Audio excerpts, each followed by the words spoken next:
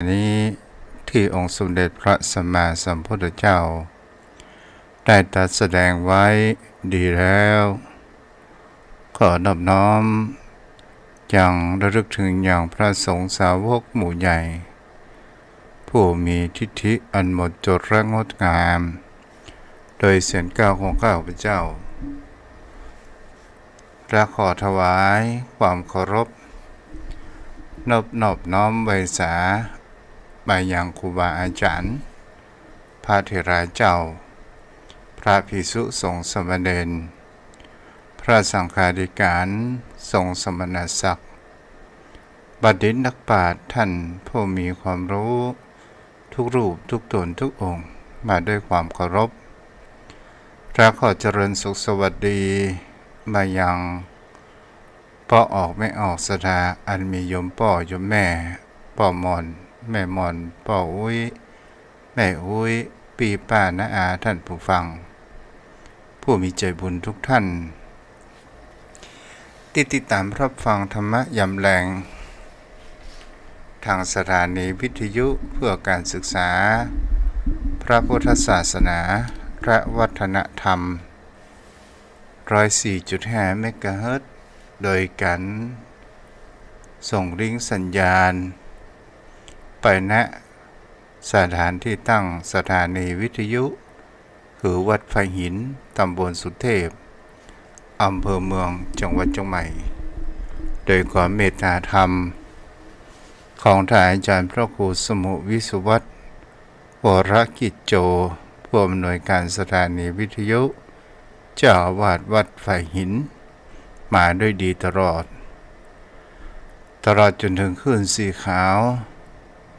ชาวประชาตีแต่ก็ริ้งและส่งสัญญาณไปในเครือข่ายโดยการนำของท่านอาจารย์พระครูอภิวัตรวัฒนวิกรมขออนุโมทนามาณโอกาสนี้โยมพ่อโยมแม่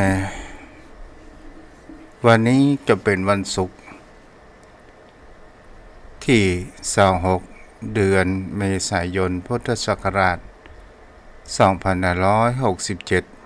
2567วันเวลาถ้าเราบ่คิดถึงหามันก็ดูไปแล้วก็มีความผ่านไปอย่างรวดเร็ว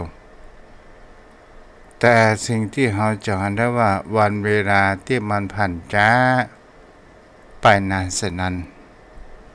คือเวลาเจ็บเวลาเป็นเวลารอคอยบางสิ่งบางอย่างเวลาทุกข์ลำบากเวลาพบอุปสรรคปัญหาต่างๆนานาเราก็อยากจะให้มันผ่านไปแต่ทุกสิ่งทุกอย่างนั้นมันก็เป็นสิ่งที่คนเรานั้นจิตใจของคนเรานั้นมีการปรุงแต่งเกิดขึ้นนั่นเองจะเป็นเวลาเวยหรือจ้ามันก็ขึ้นการปรุงแต่งแท้จริงธรรมชาติมันก็คือความเท่าเทียมกันในโลกใบนี้ไปเสียทุกเรื่องจะได้ศรัทธาญาติโยมพ่อโยมแม่เพราะว่าคำคมว่าทำให้มากคือทำความดีมีให้มากคือเรามีน้ำใจและให้มากเราจงให้อภัยซึ่งกันและกันลืมให้นักก็คือให้ลืมความแค้นพยาบาทเราจำให้มั่นให้แม่นนั่นก็คือผู้มีพระคุณเรามีความถือให้มีความทนนั่นก็คือสัจจะนี้เป็นสิ่งสำคัญมากที่สุดในชีวิตนั้นก็ว่าได้โยมพ่อโยมแม่ท่านผู้ฟังวันนี้ก่อนจะเข้าเนื้อธรรมสาระก็มาฟังเรื่องราวเรื่องเล่า เท้าแสนปมจอมพ่อจอมแม่เรื่องเท้าแสนปมนี้ครั้งสมัยละอ่อนตัวเจ้าก็ได้ฟังคนเฒ่าคนแก่เพิ่นเล่าให้ฟังวันนี้ก็เป็นตาตัวเจ้าเล่าให้โยมพ่อจอมแม่รับฟังกันเพิ่นว่ามีเมืองอยู่2เมืองก็คือเมืองไตรตรึงและกับเมืองศรีวิชัยศรัทธาญาติโยมทั้งหลาย2เมืองนี้เนี่ยเมืองไตรตรึงนั้นเท้าไตรตรึงมีบุตรธิดาชื่อว่านางอุษาเมืองศรีวิชัยนั้นมีราชบุตรชื่อว่าชัยเสนศรัทธาญาติโยมทั้งหลาย2เมืองนี้ก็ตอนแรกก็มีความเกี่ยวพันกันเกิดขึ้นแล้วทีนี้เนี่ยก็หันได้ว่าเท้าศรีวิชัยไปยังเมืองเท้าไตรตรึงเกิดขึ้นโดยการที่สมัยนั้นก็คือบุตรธิดาของเท้าไตรตรึงก็เป็นสาวแล้วราชโอรสของเท้าศรีวิชัยชัยเกษมนั้นก็เป็นหนุ่มแล้วทีนี้2เมืองนี้ก็ได้มาสู่ขอกันเท้าไตรตรึงนั้นมีบุตรธิดากับชัยเสนกันนั้นก็บ่เคยหันแล้วสมัยก่อนนั้นก็จะต้องพญาเจ้าเมืองก็มีความเสื่อมสัมพันธ์กันเกิดขึ้นโดยการที่ว่าเท้าศรีวิชัยก็บอกว่าจะมาสู่ขออย่างบุตรธิดาของท่านเพื่อมีความสัมพันธ์ไมตรีต่อกันและกัน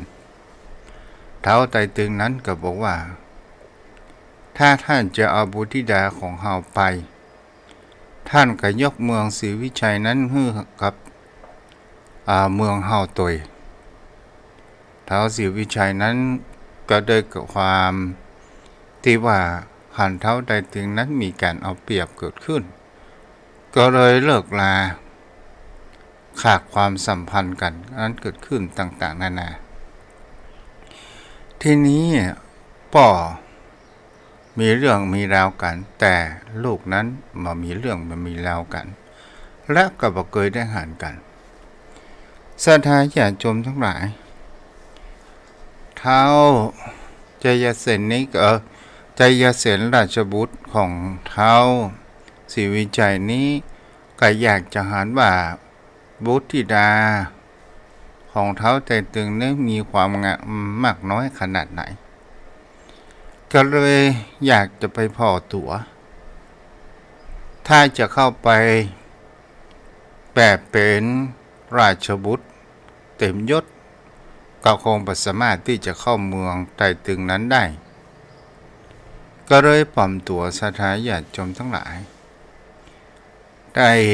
นุ่งผ้าพุทธผ้าขาดเปิ้นเฮาว่าทำตัวเป็นอย่างกับคนแสนผมแล้วก็เนื้อตัวทำตัวเป็นมอมแมมนุ่งผ้าคุดผ้าขาดต่างๆนานาก็เลยไปสมัครเป็นผู้ช่วยผู้เฝ้าสวนอุทยานเกิดขึ้นเมื่อเฝ้าสวนอุทยานเกิดขึ้นนางอุษานั้นก็ได้มาประพาสในสวนอุทยานเท้าแสนปมที่ปลอมตัวเข้ามาก็ได้เก็บพักไม้ใส่เครือกันแล้วก็ได้หันนางอุษานั้นมาพอดีทีนี้คนเราจะเป็นเนื้อคู่กันเขาได้มองตากันนั้นเกิดขึ้นนางอุษาได้พอในเท้าแสนปมนั้นพอไปแล้วจังหันว่าผู้นี้ไม่ใช่เป็นคนธรรมดาโอ้ศรัทธาญาติโยมทั้งหลายแล้วเท้าแสนปมนี้ก็ได้ เก็บผักไม้ใช้เขือและก็มีบกเขือแล้วก็ได้หันปิกมาอย่างที่อยู่ของตัวเองก็ได้หันว่าในสายตาของนางอุษามีความตรึงใจคงจะชอบเขาหมดกันวันเวลาผ่านไปตกแฮม2-3 วันสถานญาติโยมทั้งหลายเท้าเสนปนน้องกับเก็บปอกเกลือได้เขียนบรรยายโดยการเอาเล็กนั้นมาเขียนติดปอกเกลือและก็ได้ส่งหือกับนางทาสีเอาไปหือกับนางอุษานางอุษานั้นก็ได้หันในการเขียนในการจีบไปต่างๆนานาในเกี่ยวพาราสีนางอุษานั้นก็ได้เขียนใส่ใบพูที่เอาเป็ดหมากนั้นมาเท้าฉันปมก็ได้หันทีนี้ศรัทธาญาติโยมทั้งหลายในเมื่อเป็นเหตุการณ์ประการเช่นนี้บ่อยเข้าโดยการสื่อสารแห่งเขาว่าส่งพักส่งไม้แล้วก็เท้าฉันปมหันว่านางอุษานี้ได้เปิดใจก็เลยปลอมตัวเข้าไปในวังอยู่ในวังวันเวลาผ่านไปเท้าแสนปมก็ได้ยินว่าเมืองศรีวิชัยพระบิดาของท่านนั้นทรงประชวรเกิดขึ้นแล้วก็ได้ต้องเสด็จกลับไปนั่นเองศรัทธาญาติโยมทั้งหลายวันเวลาผ่านไปไวเหมือนโกหกแล้วจยเสนนั้นก็หันว่าผู้พาเป็นพระบิดาของท่านนั้นถึงสวรรคตแล้วพระองค์ก็ได้เป็นพญาเจ้าเมืองจะคิดถึงนางอุษาแต่มันมีเวลาที่จะไปหาศรัทธาญาติโยมทั้งหลายแต่นางอุษานั้นได้มีท้องอุ้มท้องเกิดขึ้นมาผู้อันเป็นพ่อพญาไตรตึงนี้ก็ถามว่านางอุษานั้นต้องกับไผหมู่นางทาสีผู้รับใช้ต่างๆก็บอกว่ามหันนางอุษานั้นคบค้าสมาคมผู้ชายใดแล้วก็หันกล้ากินแก้วบกเขือหมู่นางทาสีนั้นก็บอกว่าอาจจะกินบกเขือแล้วต้องกล้าเนาะและก็ที่นี้ศรัทธาญาติโยมทั้งหลายเมื่อนางคลอดออกมาเป็นปอดใจหมู่แห่งว่าโหราธิบดีผู้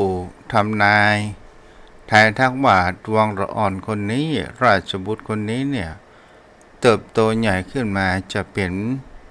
พระมหากษัตริย์เกิดขึ้นทีนี้เท้าไตรตึงนั้นก็หันว่าลูกนั้นมีต้องแต่มามีป่อภายกันแน่ที่เป็นป่อของหลานของเฮาก็เลยเฮือเสนาอามาตย์ทั้งหลายเอาอย่างนี้เฮือเสนาอามาตย์ตีก้องร้องเปล่ากันเกิดขึ้นในทั่วเมืองว่าถ้าฮือปลอดใจในเมืองนี้ทุกคนมาที่ลานหลวงของเฮาแล้วฮือเอาสิ่งของมาคนอย่างแล้วจะอธิษฐานและฮือราชบุตรถ้ายิบของภายคนนั้นจะเป็นป่อและเฮาจะอภิเษกศรัทธาญาติโยมทั้งหลายนั่น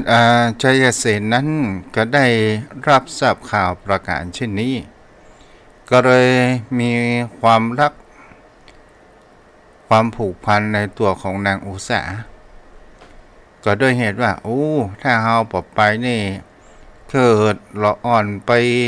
ยิบ กินของภัยถือเอาของภัยคนนั้นเป็นพ่อแล้วเราจะแก้ไขปัญหานั้นลำบาก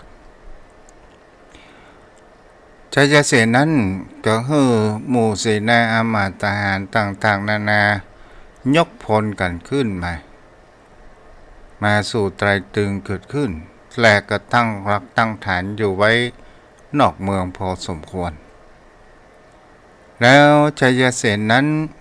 ก็หันว่าเขาจะไปแบบราชบุตรหรือว่าเป็นพระมหากษัตริย์นี้บ่ได้จะต้องปลอมตัวเป็นเท้าแสนปมเหมือนดังเดิมสันทายญาติโยมทั้งหลายผู้อันเป็นหลานเท้าไตรตรึงเท้าไตรตรึงนั้นก็ได้อุ้มละอ่อนแล้วละอ่อนนั้นก็บ่เลือกใครสักคนแต่เท้าแสนปมนั้นมีข้าวเย็นละอ่อนนี้ได้เอาข้าวเย็นที่เท้าแสนปมศรัทธาญาติโยมทั้งหลายเท้าไตรตรึงผ่านประการเช่นนั้นว่าเกิดแห่งความอับอายเกิดขึ้นว่าบุตรธิดาของเฮานี้เอาคนเลวคนบ่ดีมางามศรัทธาญาติโยมทั้งหลายเฮือหมู่เสนาอามาตย์ทหารจับเท้าแสนปมแต่นางอุษานั้นก็บอกว่านี่ก็คือเป็นสามีของข้าพเจ้าเองเหตุประการเช่นนั้นศรัทธาญาติโยมทั้งหลายเท้าไตรตรึงก็พยายามที่จะเพื่อความอับอายจะประหารเท้าแสนปมเท้าแสนปมนั้นก็บอกว่าการโดยการที่ว่าเท้าไตรตรึงนั้นดูถูกว่าเท้าแสนปมจะเลี้ยง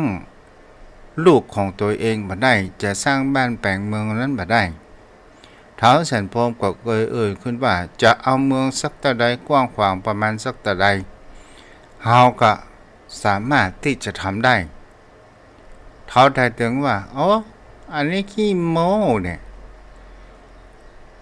ถ้าเฮาตีเปิ้นว่าตีกองอินทริราชเนาะตีกองที่เป็นชื่อกองที่มันดังแล้ว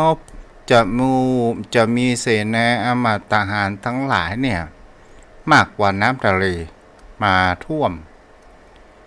เท้าไตรตรึงบอกเชื่อแน่จริงตีแหละเท้าแสนปมแล้วก็ตีกองดังตึ้งตึ้งตึ้ง3 ครั้งหมู่เสนาทหารได้ยินสัญญาณประการเช่นนั้นที่ชัยเสนนั้นได้ทำสัญญาณได้บอกกล่าวสัญญาณไว้ทหารทั้งหลายเข้ามาที่นี้แหละศรัทธาญาติโยมทั้งหลายเท้าไตรตรึงนั้นก็หันประการเช่นนั้นบอกว่าขอยอมเลยเป็นเหตุการณ์นี้สิ่งที่ว่าเกิดขึ้นในเรื่องนี้เป็นเรื่องเล่าเปิ้นเฮาว่าคนเฮาพออาหยังพอลงไปลึกๆจะไปดูถูกจะไปเหยียดหยามบางครั้งบางคราวถึงต้องนอกปางงามแต่ในงามอันนี้ก็เป็นเล่า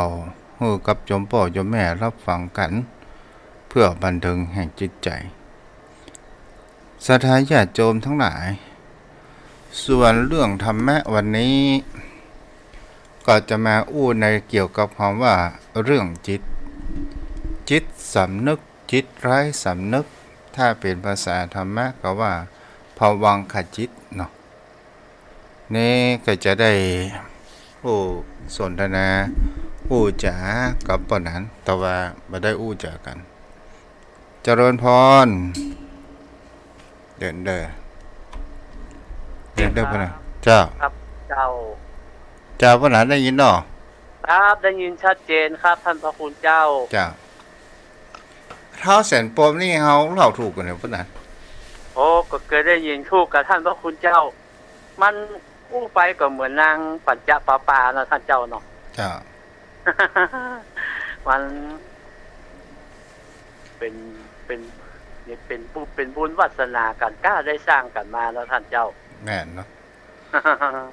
กรรมเป็นเวรกันครับ อันนี้ ท่านพระ เป็น คุณ เป็นเรื่องเล่าเนาะ ครับเป็นเรื่องเล่าครับท่านเจ้า ต่อมาเฮามาอู้เกี่ยวกับเรื่องจิตเรื่องใจของคนเฮานี่เห็นกรรมพวกนั้น ครับไหว้สาครับ เขาว่าจิตสำนึกจิตไร้สำนึกภวังคจิตวิถีจิต ถ้าว่าจิตสำนึกจิตไร้สำนึกมันเป็นจิตวิทยา ถ้าเป็นภาษาของพระพุทธเจ้าเรียกว่าภวังคจิตวิถีจิต เป็นวิถีจิตเนาะท่านพระคุณเจ้า เจ้าถ้าเฮาจะหันในแห่งเขาว่า การศึกษาในเรื่องจิตเนี่ยจิตใจของคนเฮานี่มันมีความนึกคิดสะปะสะปันต่างๆนานาเพราะนั้นเคยหันเขาว่า ถ้าอย่างครับ เกิดเหตุการณ์ไฟไหม้บ้านไม่จองของนักแล้วเฮายังหย่งแปะหย่งไหวเกิดขึ้น อันนี้เพิ่นว่ามันมาจากจิตไร้สำนึก ครับท่านเจ้าคือมันคงจะเป็นพลังงานอย่างหนึ่งอะท่านพระคุณเจ้า จะ ที่มันทำให้เกิดพลังอ่ะ อันนี้เป็นเรื่องจริงนะท่านพระคุณเจ้า จะ ที่ว่าลูกบ่ได้ก็ดีไฟไหม้ลูกล่นเนี่ยท่านพระคุณเจ้า นั่น นี่ น่ะ มันเป็นเรื่องจริงบางทีของนัก มันเปิ้นห้องเนาะคล้ายๆแบบตกกับป้าตกใจอ่ะแบกของอะไรอย่างมุ่งลงมา โอ้เพื่อมันนึกใจว่ามันเอาลงมาได้อย่างใดนักไปนักบอดเอาพลังงานตัว อันนี้เพิ่นว่าไอ้ตัวจิตไร้สำนึกนี่มันเป็นสิ่งที่ทำงานแบบฉุกเฉินที่ ครับจิต ในร่างกายในจิตใจของคนเฮานี่มีเนาะ มีครับท่านพระคุณเจ้าที่เกิดทำให้เกิดพลังนี่เกิดขึ้นโดยฉุกเฉินน่ะได้ตกอกตกใจ ถ้าเป็นตั้งนักวิทยาศาสตร์ก็เกี่ยวกับเขาว่าสารในสมองบาง ครับ อย่าง เพิ่ม หลัง พลังงานชนิดหนึ่งไอ้ท่านผมจำบัดแม่นนะพลังงานกลวยไตหรือพวกเนี้ยประมาณเนี่ยท่านเจ้าที่ว่ามีพลังอยู่ในจิตภวังคจิตของคนเฮาเนี่ย เมื่อเกิดความตกใจหรือดีใจเกินไปพลังนี้จะทำให้มีพลังที่สร้างกำลังยิ่งใหญ่ในร่างกายของเฮาได้ท่านเจ้า เพราะนั้นก็เฮาก็ร้องพอว่า ถ้าว่าจิตสำนึกเนี่ย ก็คือที่เฮาใจอยู่ปัจจุบัน และเฮาหันสิ่งต่างๆนานา สิ่งที่มันผ่านมาบางครั้งบางคราวเฮาก็บ่สามารถที่จะจดจำทุกสิ่งทุกอย่างนั้นได้ แต่จิตไร้สำนึกนี่มันบันทึกทุกสิ่งทุกอย่างไว้ตั้งแต่เฮาเป็นทารกมาจนถึงเฮาเฒ่าชรา แต่เฮาบ่ได้ใจ แต่เฮาจะฮู้แห่งกรรมกับพวกตอนที่เฮาหมดลมหายใจเนาะ คือมันบันทึกไว้ในจิตดวงนี้บ่ตายเนาะท่านเจ้าเนาะ เจ้า จะอยู่กับเฮาตลอดจนถึงว่าเฮาหมดลมหายใจไป มันจะไปปฏิสนธิกับธาตุใหม่ลูกใหม่ที่เฮาได้สะสมไว้เนาะท่านพระคุณเจ้า โอ้ถือว่า ไอ้จิตไร้สำนึกเนี่ยเพราะนั้น ไว้สาครับ ถ้าเฮาอู้ไปแล้วเฮาก็พอว่ามันก็กลัวตายเหมือนกันนะไอ้จิตตัวนี้นะครับ ใช่ครับพระคุณเจ้ามันรู้สึกกลัวรู้สึกตกใจเหมือนกันนะครับ อย่างก็เฮาแก้นน้ำลายของตัวเก่าหรือว่าเฮาแก้นข้าวเอาเพราะนั้น ไว้สาครับ เนาะ อย่างเฮาแก้นข้าวนี่เฮาเหมือนกับว่าเฮาจะตายเฮาหล่นไปเสาะหาอย่างต่างๆนานา เพื่อจะให้มันบรรเทาทุกข์ได้ มันก็คือว่าอยากจะพ้นจากทุกขเวทนาหรือว่ากลัวตายเนาะนะท่านเจ้า อยากให้มันพ้นอย่าบอกโอ้มันเป็นไอ้อย่างไหนเขาก็มีประมาณเสาะหาอันนั้นนี่มาแก้ไข เพื่อจะให้มันเป็นปกติก็สรุปแล้วก็คือว่า จิตตัวนี้ก็พยายามจะหลุดพ้นบ่ฮื้อได้เจ็บได้ป่วยหรือว่าบ่ฮื้อได้ตายนะท่านเจ้าจ้ะถ้าถ้าเฮาดูไปถ้าเป็นภาษาทางพระก็ว่าเฮาจิตสำนึกก่อนเนาะเฮาฮู้หัวข้อนี้ก่อนจิตสำนึกเนี่ยมันก็คือที่เฮาใจในปัจจุบันต่างๆนานาจะเป็นความคิดความทรงจำอะไรอย่างต่างๆนานาเกิดขึ้นอันนี้เป็นจิตสำนึกเนาะท่านพระคุณเจ้าจิตสำนึกจิตไร้สำนึกจิตระดับวิถีก็คือจิตสำนึกครับถ้าไร้สำนึกก็คือจิตระดับภวังคจิตที่เป็นการทำสมาธิอะไรอย่างก็ตามอันนี้ทุกเจ้าก็ได้ว่าถ้าคนเฮาลองสังเกตดูว่าจิตไร้สำนึกมันจะทำงานเมื่อใดอย่างเช่นป้อนนั้นหน้าหนาวไร้สาครับหน้าหนาวเนี่ยเฮาห่มผ้าเกิงหน้าแข้งก่อนแล้วดึกมามันเกิดความหนาวมากมายไอ้จิตไร้สำนึกเนี่ยมันจะดึงผ้าทั่วขึ้นมาเองก็คือความอบอุ่นแก่ร่างกายถูกต้องก็แสดงว่ามันถ้าเฮาพูดเหมือนกับว่ามันก็กลัวตายก็คืออยากอย่างนี้อบอุ่นเนาะท่านเจ้าเนาะเจ้าป้องกันตื่นมาไม่เจ้าจิตสำนึกว่ากูตันห่มผ้าไม่ได้อ่ะบางทีเฮาบ่รู้สึกแต่มันเป็นไปโดยสัญชาตญาณของมันเนาะท่านเจ้าเป็นเช่นนั้นนะท่านพระคุณเจ้ายังสัญชาตญาณว่าอันใดมาถูกเฮามาคบเฮาเนี่ยเฮาจะต้องปัดหรือว่าเฮาจะต้องขจัดให้มันออกจากตัวเฮาไปก่อนนะท่านเจ้าบางทีสติเฮาบ่มีแต่ด้วยจิตของตัวนี้น่ะมันพยายามที่จะขจัดออกไปคือมันโป้นตัวท่านเจ้าบางทีเฮาก็นึกยังสะดุ้งอกตกใจคนรอบข้างก็มาจิที่ข้างหรือเอาหยังมาจ่งเข้าใส่ตกใจมันก็ต้องปัดออกด้วยจิตตัวนี้มันจะทำงานเนาะท่านเจ้าแต่ส่วนจิตที่มันมีวันตายที่มันสั่งสมการกระทำของเราที่เราเรียกว่ากรรมจะเป็นดีหรือจะเป็นสิ่งที่บ่ดีก็ตามนั่นก็คือจิตระดับของภวังค์คจิตท่านเจ้าเพราะมันจะได้บันทึกสะสมอยู่ในตัวของภวังคจิตไปตลอดเนาะท่านเจ้าแล้วก็มันก็จะไปปฏิสนธิแห่งใหม่ด้วยจิตตัวนี้มันจะดีจะชั่วอยู่ที่การกระทำของเฮาที่ผ่านมาเนาะท่านเจ้าวันนี้ทุกเจ้าได้ฟังใน YouTube คนตายแล้วฟื้นมันมีตอนที่จิตของเขาจะออกจากร่างเขาเคยประพฤติปฏิบัติธรรมแล้วเขาก่อนที่เขาจิตจะออกจากร่างเนี่ยไม่ทราบครับคือเขาได้ปฏิบัติธรรมมาแล้วก็มันจะมีระบบจิตสั่งเลยแห่งเขาว่าในเรื่องการบอกลมหายใจเข้าหายใจออกถ้าหายใจเข้าเฮือกสุดท้ายจิตมันก็ออกจากร่างก็หันผู้คนต่างๆนานาแล้วไปแห่งเขาว่าไปแห่งจะเป็นไปเมืองนรกสวรรค์อย่างนี้ก็ไปตามแรงกรรมมามีบังคับก็มามีผู้คนที่จะนำปลาไปด้วยแรงแห่งกรรมที่กระทำไว้มันไปคนเดียวมันไปตามกรรมที่ทำไว้เป็นคติทางไปเนาะท่านเจ้าแล้วก็เขาก็ถามว่าแล้วไป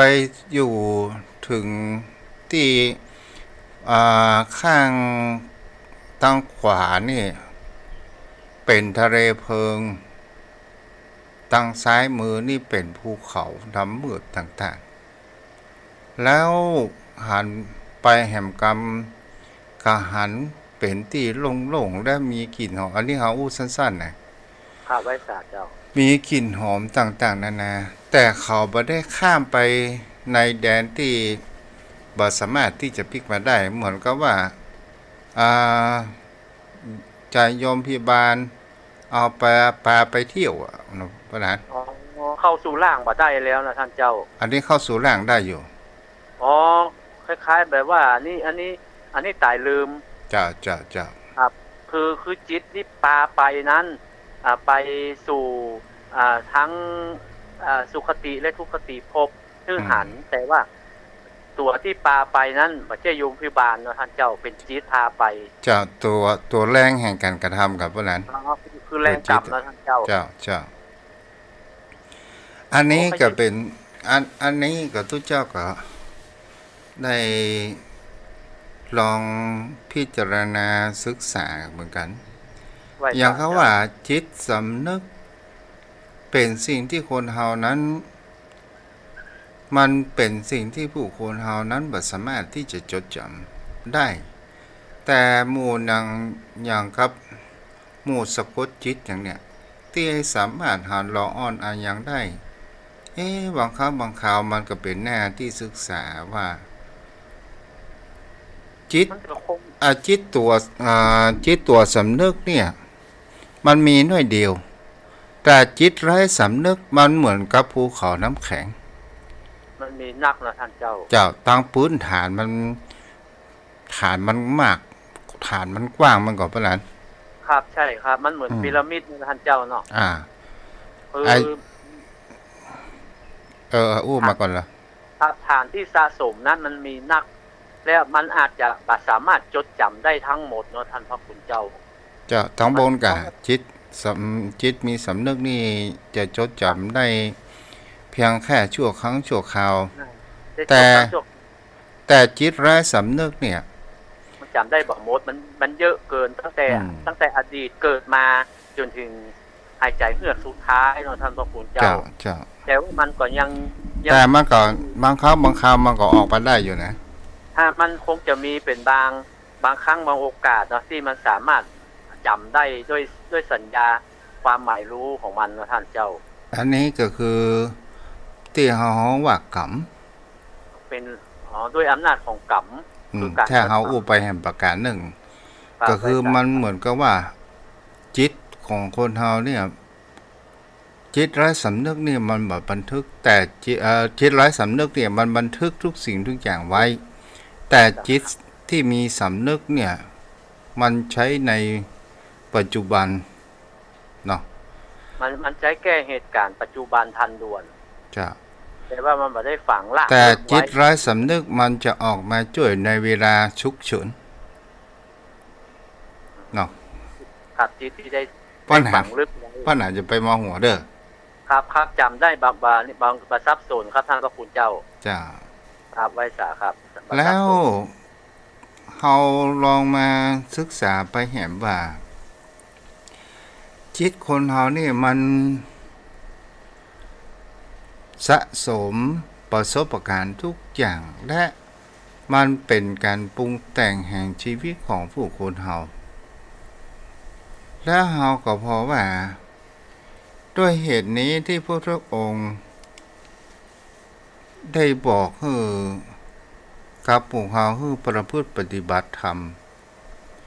เพื่อกจัดสิ่งที่มันเป็นกิเลสขัดเกลาจิตใจของเราให้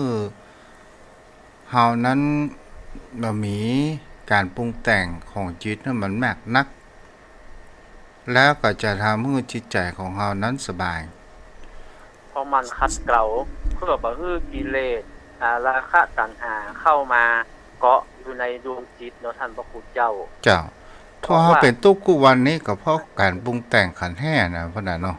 คือการยึดมั่นถือมั่นเพราะว่าไอ้ปรุงแต่งด้วยอายตนะและขันธ์นะครับมันมาปรุงแต่งซึ่งกันและกันทำให้เฮามีเจตสิกที่เอามาปรุงแต่งต่างๆนานาเมื่อปรุงแต่งแล้วเฮาก็เกิดความยึดมั่นถือมั่นแต่ถ้าจิตเฮาไปลุ่มหลงหรือไปเศร้าหมองในตัวนี้ท่านพระคุณเจ้ามันจะให้เฮาไปสู่ทุกขติได้เนาะท่านพระคุณเจ้าแล้วการกระทำการปรุงแต่งของคนเฮาเนี่ย ถ้าจิตของเฮาสั่งสม ในทางด้านที่ดีมันก็จะมีอุปนิสัยทางด้านที่ดีแต่ถ้าว่าจิตของเราปรุงแต่งที่โดยการที่เราหมหูตัวปรุงแต่งไปทางด้านที่บดีอย่างเช่นคนบางคนชอบมีจิตแห่งเขาว่าเป็นคนขี้โกรธตอนแรกๆนั้นก็จะหาได้ว่าเป็นคนโกรธบ่แม่พอต่อมากันเดียวก็อย่างเขาว่าแม่บ้านหารพ่อบ้านเมาเหล้ามาเมื่อแรงตอนแรกนั้นด่าว่าสู่เขาแม่ยังเข้ามามืดลูกรอกินข้าววันที่สองพ่อบ้านก็มาเมามาแหมทีนี้ก็มีความสุนเฉียวเกิดขึ้นมันก็จะเริ่มมีการเปลี่ยนแปลงและทวีคูณในการโทสะเกิดขึ้นเมาก็กินเหล้านะคะพอแล้วลูกข้ารอกินข้าวขนาดวันที่สามเป็นอันเดอร์เป็นคำพ่อขุนละคิงเมากินเหล้าอย่างนั้นหมดเหรอมาหันกันอย่าเพราะบรรลุความโกรธเนาะท่านพระคุณเจ้าแล้วเฮาก็จะหันไปแหวเขาว่าเมื่อเฮาเป็นเจ้าเป็นคนที่มีจิตใจแห่งเขาว่าเจ้าโทสะเฮาด่ามันและมันมีความเกี่ยวกาดจิตใจของเฮานั้นมันจะมีความกำเริบเกิดขึ้นมันจะกลับกลายเป็นนิสัยโดยที่เฮาโมโหตัว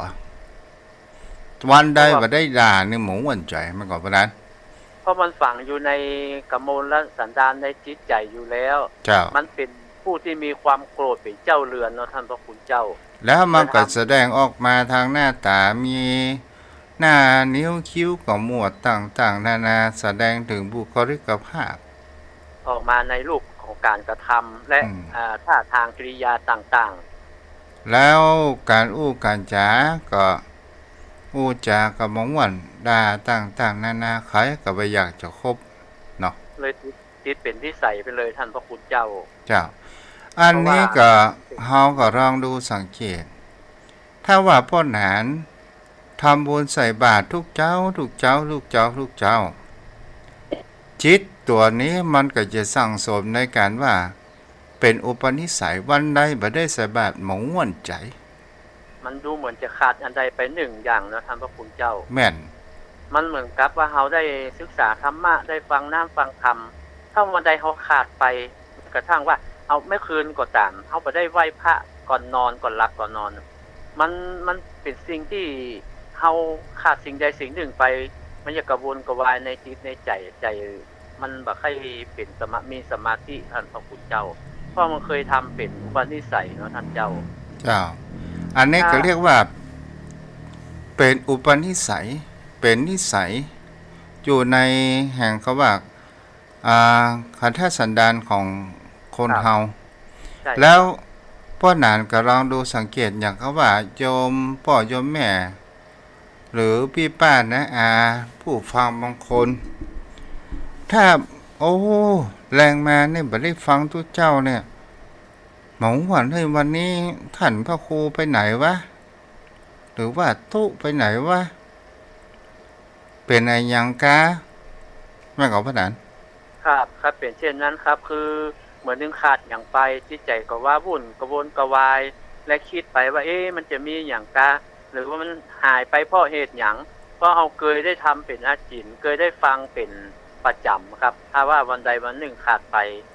มันหนึ่งหรือว่าวันนั้นนี่บ่ได้เติมเต็มบ่ได้ครบถ้วนบริบูรณ์ท่านพระคุณเจ้าขาดหายไปครับ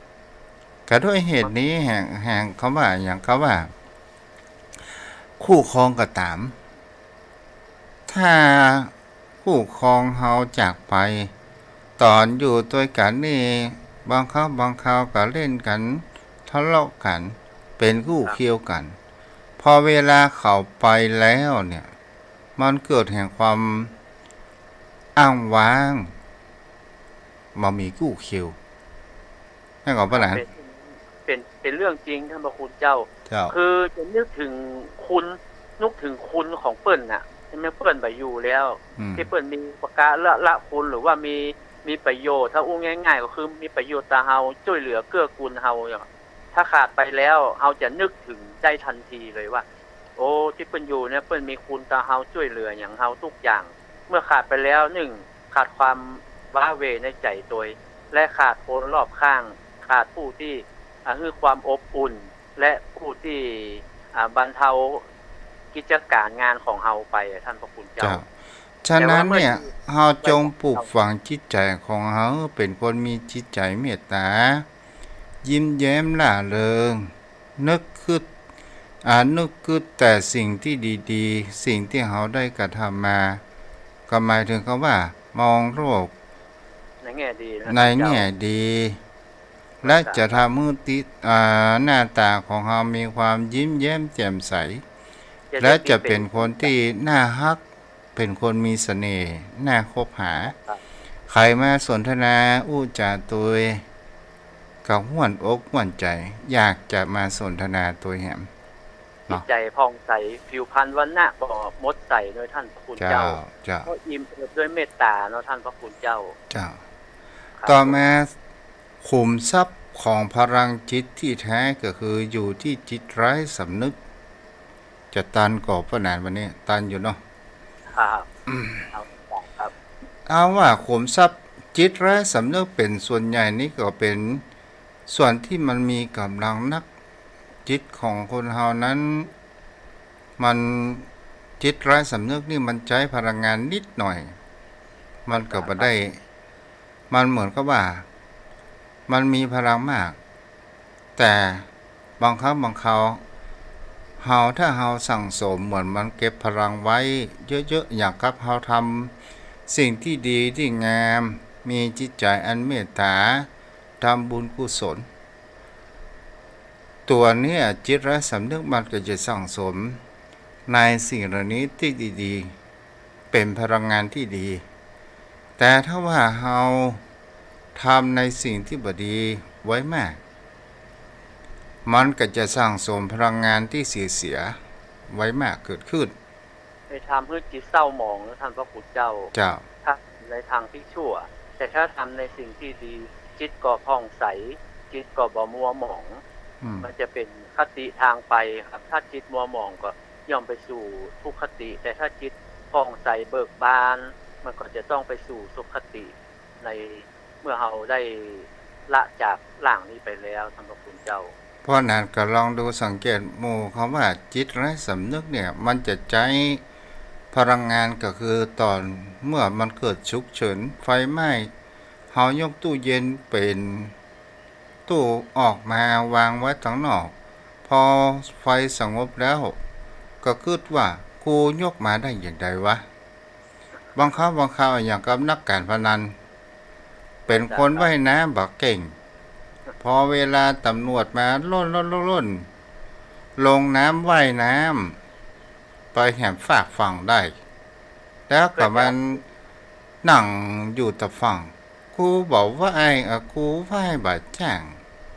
ตอนสุดท้ายไฟกลับออกปิกคืนบ่ได้พวกนั้นเนาะ เพราะคือตัวนี้มันเป็นมีพลังมากท่านพระคุณเจ้าทำงานทำให้ในชุกยามชุกเฉินได้เนาะท่านพระคุณเจ้า อันนี้ก็คือเป็นสิ่งที่เฮาได้อู้นี้ก็ยังบ่จบเด้อพวกนั้นเด้อ มันยังมีหนักอยู่ ครับน่าจริงน่าอธิบายได้กว้างขวางมากกว่านี้ท่านพระคุณเจ้า เรื่องของจิตหรือภวังคจิตนะท่านพระคุณเจ้า เนี่ยเวลาสำคัญนะพวกนั้นเนาะ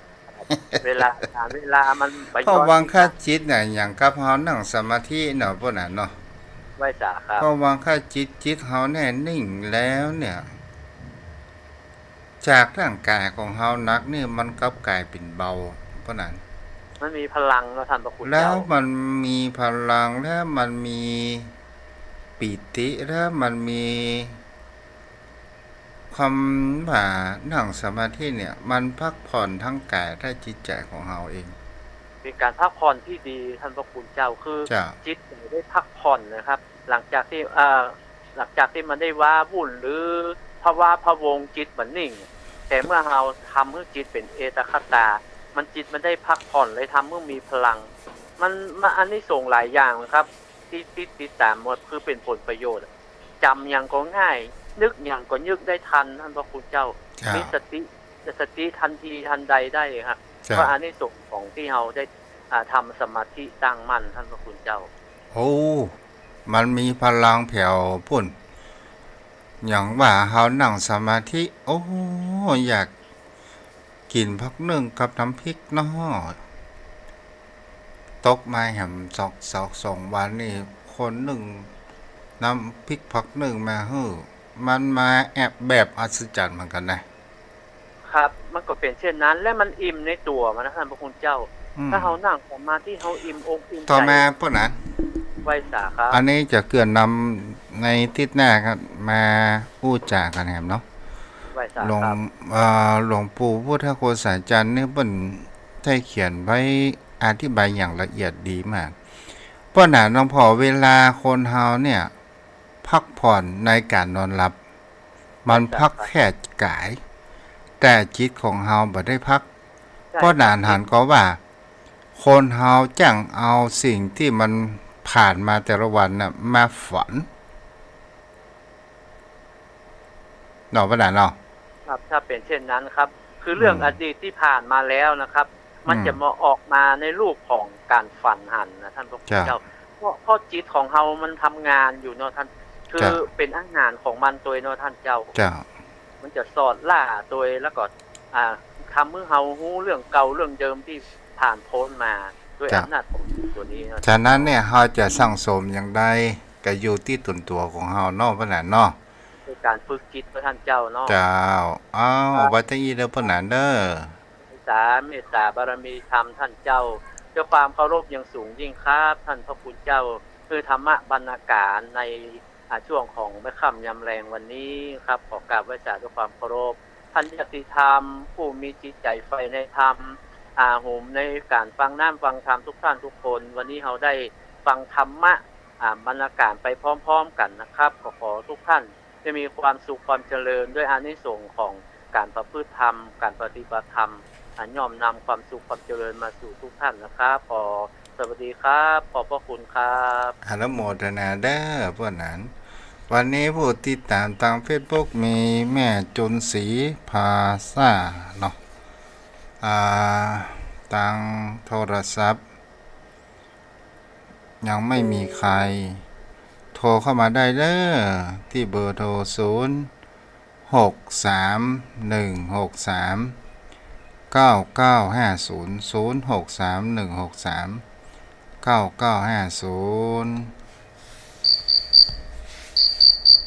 ฮัลโหลแม่วลีหายไปไหนจ้ะแม่วลีโทรมาใหม่เด้อเจริญพร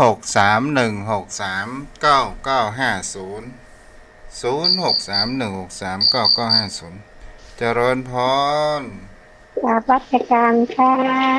แม่จูนใช่ไหมใช่แล้วค่ะจ้ากำลังทำกับข้าวเอาไว้ใส่บาตรพรุ่งนี้ค่ะดีแล้วแม่ได้สั่งพอดีใส่ทุกวันโอ้ท่านมาอยู่เนี่ยหน้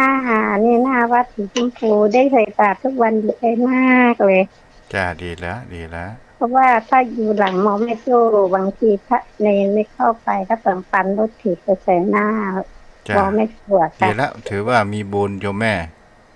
ค่ะไปอยู่นี่ดีใจมากเลยท่านได้ใส่บาตรทุกวันจ้าบุญรักษานะสาธุค่ะจ้า0631639950แหมบักกี่นาทีก็จะ6 โมงแหมบักกี่นาทีมันก็มืดอันพวกกับเจ้าอย่างจะเกิดขึ้นตั้งหน้าเฮาก็บ่สามารถที่จะรู้ได้โยมแม่วลีค่ะเจริญพรเก้าแคบหมูเจ้าสวัสดีค่ะพรุ่งนี้เจอกันที่วัดเสริมชัยนะคะจ้าจ้าสวัสดีค่ะจ้า แม่บัวบุญหลวงพ่อกิจโอ้รวมมาลุงแม่บัวบุญจุดลุงกิจเนาะเจริญพรมาประกาศเจ้าที่โอ้โหไม่พรว่าจะได้ดูฮ้อนก็ มาฮ้อน นี่มาฮ้อนด้วยลมโชว์ๆกันนะเจ้าดีละบนรักษาได้แม่เด้อเวลามันน้อยเจ้าแม่บัวปูนตุลุงกริดเนาะ0631639950ในทิศหน้ากลับมาฟังกันใหม่เนาะ0631639950เจริญพรฮัลโหลเจ้าสาธุเจ้าพี่น้องหมูฝางแม่จันสีแจงหัวลินฝางเจ้าชัดเจนดีนะเจ้าเป็นกำลังใจให้แม่ฝางฮ้อนก็ฮ้อนอยู่เจ้าดีละโทรเข้ามาได้เด้อหลายสายเข้ามา345ของไผ่เนาะ0631639950เด้อ0631639950ยังมีเวลาอยู่เนาะแม่บัวบนแม่มอนท่านพ่อครูบ่เดียวท่านตายมันบ่ได้นั่งทางในเพื่อจะตั้งยาเห็นแล้วบ่ได้ฟื้นมันจะมารอฉีดยาอยู่หั่นแล้วกว่าเขาฟื้นที่ไหนก็ไม่ใช่เข้ากิตี้มีไหนพ่องประกันมีไหนเศร้าหาล่ะได้ว่าไปปูนบ่ไป4-2เมืองไว้นะบ่ได้ไปไหมมันฮ้อนน่ะจ้ะฮ้อนบ่ต้องไปฮ้อนพอทุเจ้ามรณภาพจะหลายฮะเนาะทุเจ้าบ่ตายเด้อมรณภาพอย่างเดียวกินน้ำเย็นโวยล้ำอินโดจ้ะนะลงเพื่อกันกันเจ้าจะไปไหว้ศาลนะเจ้า0631639950หลวงพ่อกิจทันไหมวันนี้เนาะ0631639950แหม2 นาที0631639950เจริญพรแม่อู้ตังโทรศัพท์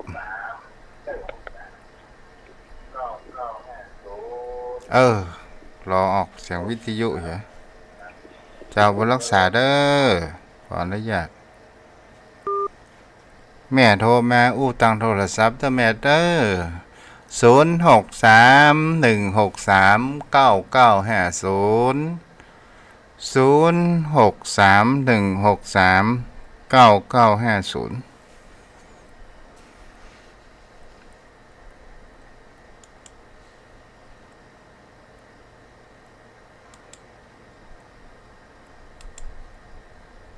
เอาละโยมพ่อโยมแม่มามีภัยโทรมาทุกเจ้าก็จะบางลงติดหน้ามารับฟังปักกันใหม่เนาะโยมพ่อโยมแม่ท่านผู้ฟังบนรักษาเด้ออายุวโนสุขังพลังหายโทรมาเนี่ยเอาใหม่เจริญพรพระอาจารย์เจ้าท่านอาจารย์เจ้าแม่ฟังอยู่เจ้าบนรักษาได้แม่เด้อจากกำแพงเจ้าฟังชัดเจนดีเจ้าอนุโมทนาเด้อกำลังใจและเจ้าสาธุเจ้าอนุโมทนาบุญเจ้าน้อมเคารพบูชาพระศา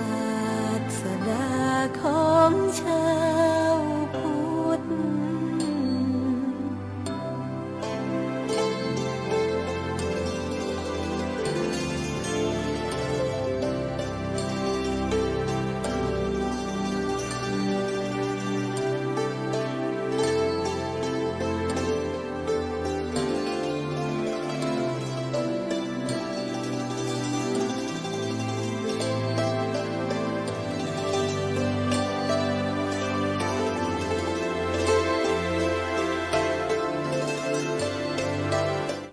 งชาติและเพลงชาติไทยเป็นสัญลักษณ์ของความเป็นไทยเราจงร่วมใจยืนตรงเคารพธงชาติด้วยความภาคภูมิใจในเอกราชและความเสียสละของบรรพบุรุษไทยประเทศไทยรวมและเชื้อชาติไทยเป็นประชารัฐผ้าไทยของไทยทุกส่วนอยู่ดำรงคงไว้ได้ทั้งมวลด้วยไทยล้วนหมายรักสมัครคิดไทยนิรักสงบแต่ถึงรบไม่กล้าเอกราชจะไม่ให้ใครคุมขีสละเลือดทุกอย่างเป็นชาติทะเลพระดวงประเทศชาติไทยทวีมีชัยชโย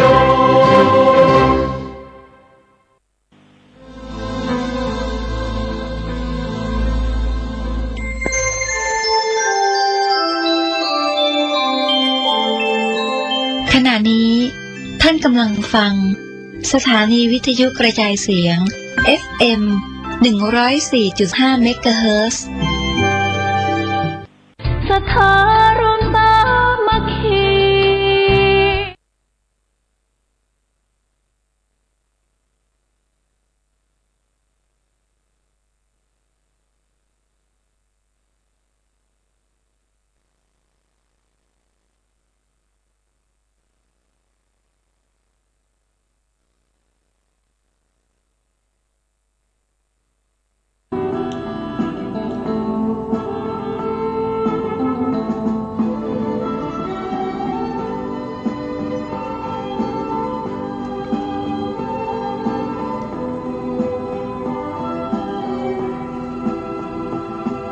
เจริ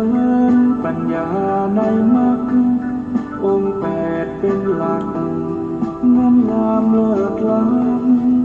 ำรู้เนื้อรู้ตัวไม่ตกต่ำฝึกจิตฝึกใจให้ดื่มดำรู้รูปรู้นามแยกธาตุแยกขันธ์มองเห็นในไตรลักษณ์ว่าไม่เที่ยงสภาพแปรผันให้คงเดิมเป็นไม่ได้แท้นั้นวิปัสสนาเถิดพุทธชนทุกท่านอริยสัจสร้างสรรค์คือธรรมราชา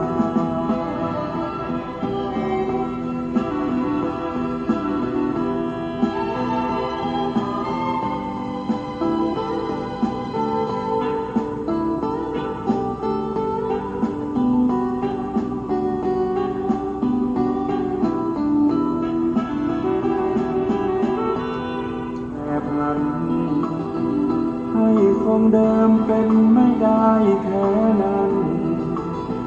วิปัสสนาเถิดพุทธชนทุกท่านอริยสัจสร้างสรรค์คือธรรมราชา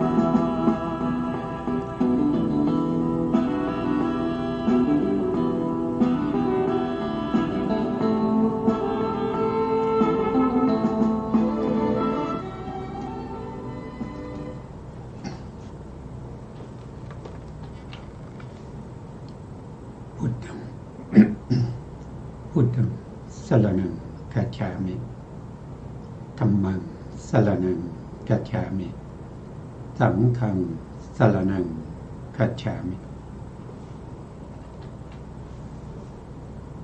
ครับนมัสการพระมหาเถระพระสังฆาธิการพระเถรานุเถระสวัสดีท่านผู้ฟังและผู้ชมทุกท่านกลับมาพบกับรายการพระไตรปิฎกลอยฟ้าครั้งนี้เป็นครั้งที่73นะครับเป็นครั้งที่73ในเรื่องของสติปัฏฐานสูตรอยู่ในเรื่องของเวทนานุปัสสนาเวทนาเป็นสภาพธรรมที่มีลักษณะเสวยอารมณ์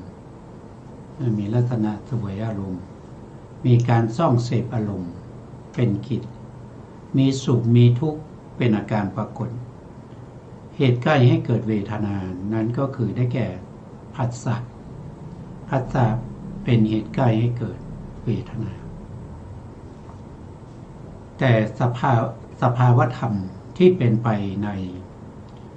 นชีวิตประจำวันของเราก็จะไม่มีเฉพาะผัสสะกับเวทนาเท่านั้นก็จะมีสภาวธรรมที่เป็นไปในทวารทั้ง6ทวารก็คือเป็นไปในทางตาทางหูทางจมูกทางลิ้น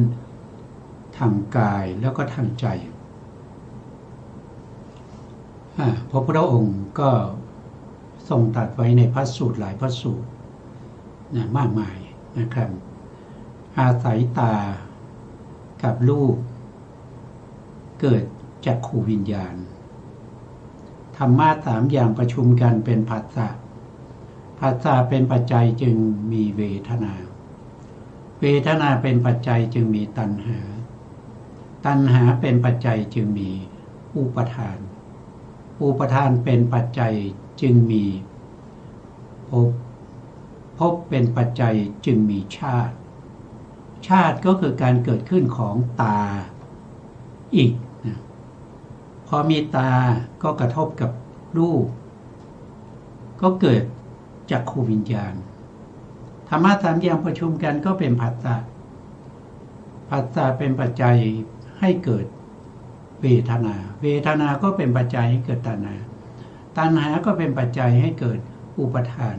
อุปทานก็เป็นปัจจัยให้เกิดภพก็เป็นปัจจัยให้เกิดชาติชาติก็เกิดขึ้นอีกแล้วตาเกิดขึ้นอีกแล้วเนี่ยทางหูก็เหมือนกันอาศัยหูกับเสียงเกิดโสตวิญญาณธรรมะ3อย่างประชุมกันก็เป็นผัสสะผัสสะเป็นปัจจัยก็เกิด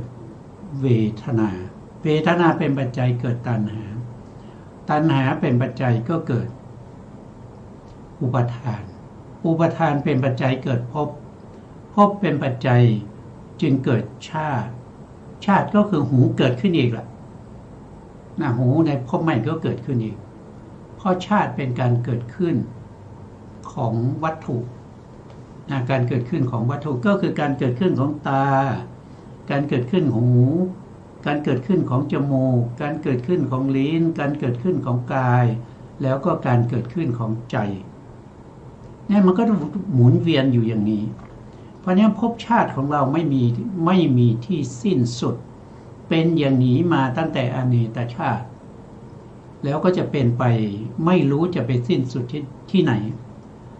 ถ้าไม่มี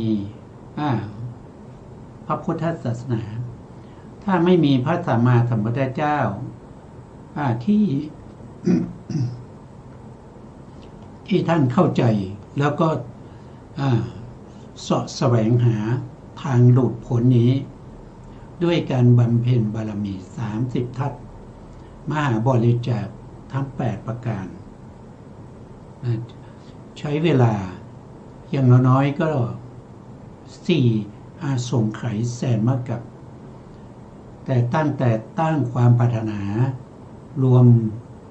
ตั้งมโนปณิธานอีก7อาสงไขยตั้งวจีปณิธานอีก9อาสงไขยบวกกับบารมีอีก4อาสงไขยแสนมากกับก็รวมเป็น20อาสงไขยแสนมากกับวิชาที่จะทำให้สัตว์ทั้งหลายข้ามพ้นจากการเวียนว่ายตายเกิดนี้ก็จะมีตามที่พระพุทธองค์ได้แสดงนั่นก็คือเราอยากจะพ้นเราอยากจะพ้นจากการเวียนว่ายตายเกิดเพราะฉะนั้นเราก็ต้องรู้ชัดว่าอะไรที่มันเวียนว่ายตายเกิดก็คือขันธ์5ขันธ์5ที่มันเวียนว่ายตายเกิดขันธ์5รู้ชัดในเรื่องของขันธ์5นะครับรู้ชัดเรื่องของขันธ์5รู้ความเกิดขึ้นของขันธ์5รู้ความดับของขันธ์5รู้คุณรู้โทษรู้ข้อปฏิบัติให้ถึงความดับ แห่งขันธ์ห้าแล้วก็ต้องรู้อุบายในการปฏิบัติให้ถึงความดับของขันธ์ห้าด้วยทั้งหมดทั้งมวลที่เราศึกษาอยู่เราก็มุ่งสู่ความหลุดพ้นมุ่งสู่ความพ้นทุกข์คือมุ่งสู่พระนิพพานจะถึงเมื่อไหร่หรือบารมีเราจะเต็มเมื่อไหร่นั้นก็ขึ้นอยู่กับแต่ละท่านแต่ละบุคคลนำเอาพระธรรมคำสั่งสอนของพระสัมมาสัมพุทธเจ้าไปประพฤติปฏิบัติ ซึ่งทั้งหมดทั้งมวลนั้นก็ขึ้นอยู่กับเหตุและปัจจัยนะครับอย่างที่เราศึกษากันอยู่นะครับก็จะเป็นอำนาจปัจจัยที่ทำให้สภาวธรรมทั้งหลายที่หมุนเวียนกันไปนะครับไม่มีที่สิ้นสุดเมื่อเรารู้ชัดในเรื่องของปัจจัยเหล่านี้แล้วเราก็จะหาวิธีการที่จะกำจัดเสียซึ่งปัจจัยเหล่านี้เพื่อไม่ให้มีการเวียนว่ายไปในวัฏสงสารอีก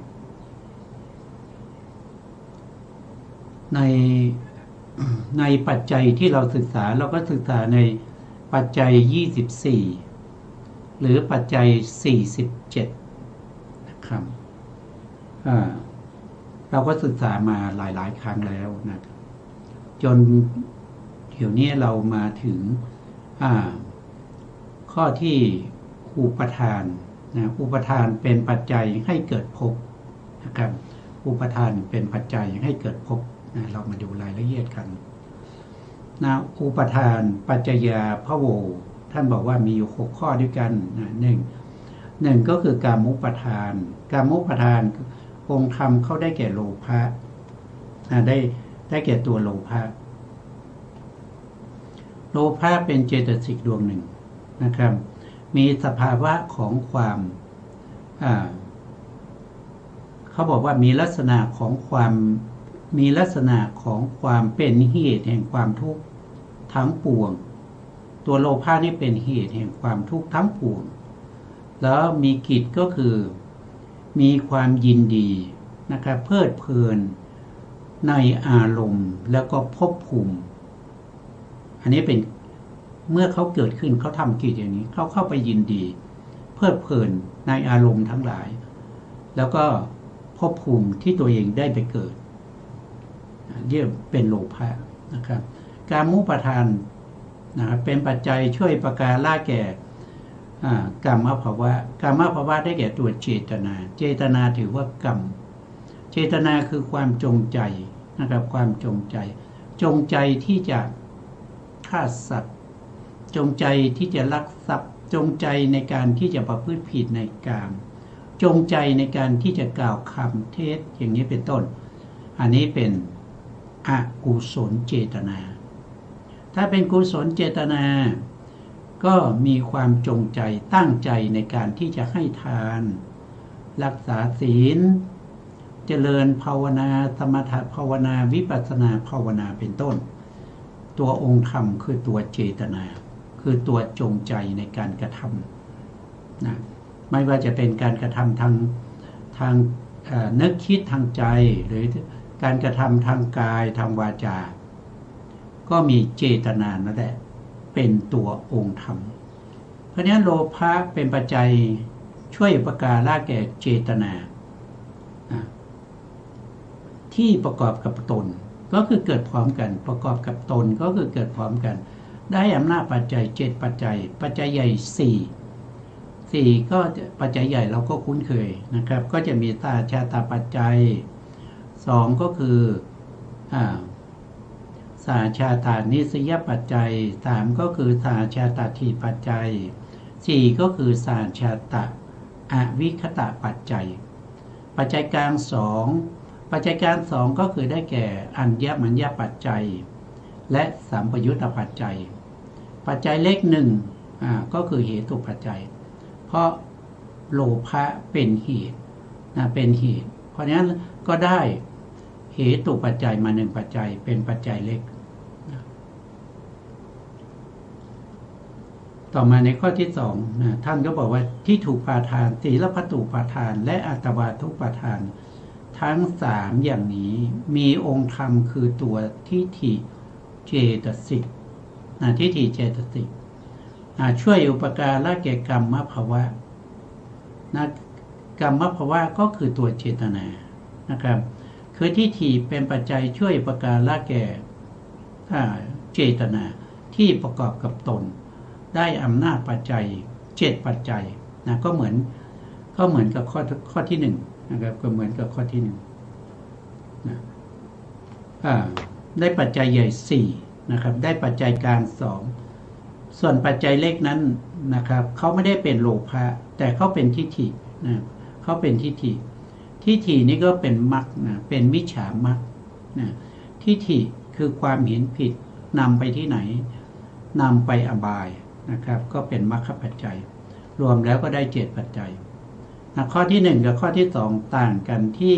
ปัจจัยเล็กข้อที่1เป็นโลภะเป็นปัจจัยก็ได้ปัจจัยเล็ก1คือเหตุปัจจัยข้อที่2ทิฏฐิเป็นปัจจัยก็ได้ปัจจัยเลข1ปัจจัยก็คือมรรคปัจจัย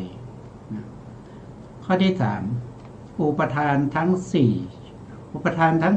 4ก็คือได้แก่โลภะกับทิฏฐินะครับองค์ธรรมมี2ตัวคือโลภะกับทิฏฐิ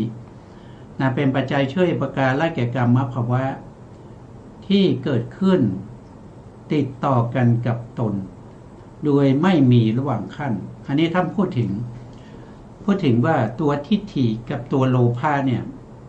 เขาเกิดในชวนาจิตนะเขาเกิดในชวนาจิต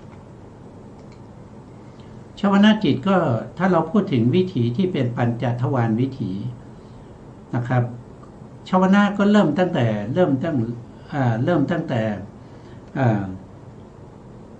โวทัพพนะนะโวทัพพนะจิตดับไปแล้วชวนาก็จะเกิดขึ้นชวนาตรงนี้เป็นโลภะทิฏฐิคตะสัมปยุตตจิตนะครับเกิดขึ้นแล้วก็ดับไปเกิดขึ้นแล้วก็ดับไปอย่างนี้7ขณะเพราะฉะนั้นชวนาดวงที่1นะครับชวนาดวงที่1ที่มีโลภะแล้วก็ทิฏฐิเป็นปัจจัยช่วยอุปการะแก่ตัวเจตนาคือกรรมภาวะในชวนาดวงที่2นะครับด้วยอำนาจตรงเนี้ยนะครับชวนาดวงที่1กับดวงที่2เกิดติดต่อกันไม่มีระหว่างขั้นนะตรงนี้ไม่มีระหว่างขั้นไม่มีอะไรมาขั้นหรือถ้าเราพูดถึงชวนาดวงที่2นะโลภะกับทิฏฐิที่อยู่ในชวนาดวงที่2เป็นปัจจัยช่วยอุปการะแก่เจตนาที่อยู่ในชวนาดวงที่3ก็ไม่มีระหว่างขั้นเหมือนกันนะครับตลอดไปจนถึงชวนาดวงที่6ดวงที่6ก็จะมีโลภะและทิฏฐิก็เป็นปัจจัยช่วยอุปการะแก่เจตนาที่อยู่ในชวนาดวงที่7ก็ไม่มีระหว่างขั้นเหมือนกันนะตรงนี้ไม่มีระหว่างขั้นก็จะเป็นชวนาเกิดขึ้นดวงที่1เกิดขึ้นแล้วก็ดับไปดวงที่2ก็เกิดต่อดวงที่2เกิดขึ้นแล้วดับไปดวงที่3ก็เกิดต่อดวงที่3ดับไปดวงที่4ก็เกิดต่อดวงที่4ดับไปดวงที่5ก็เกิดต่อดวงที่5ดับไปดวงที่6ก็เกิดต่อ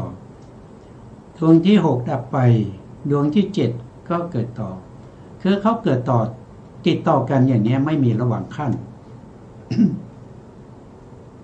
นะครับเพราะฉะนั้นก็เลยได้อำนาจปัจจัยที่เป็นอานันตรชาติอานันตรชาติมีทั้งหมด7ปัจจัยแต่ตรงนี้ได้มา6ปัจจัยนะครับก็จะเป็นอานันตรปัจจัย2สมานันตรปัจจัย3อานันตรูปนิสยปัจจัย4อาเสวนปัจจัย5นัตถิปัจจัย6วิคตะปัจจัยส่วนปัจจัยที่เป็นเขาเรียกว่าเป็นอานันตรูปนิสยปัจจัย ซึ่งเป็นปัจจัยที่7นะครับ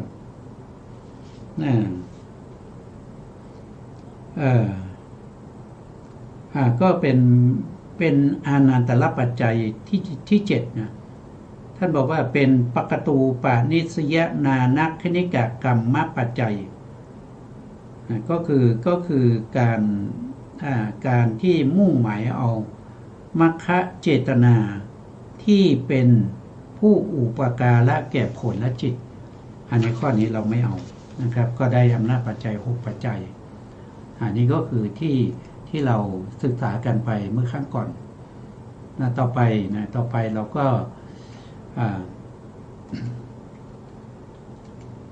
ก็มาดูรายละเอียดนะครับท่านบอกไว้อีกอย่างหนึ่งอวิชชาที่อยู่ในอกุศลจิต12อวิชชาก็คือโมหะ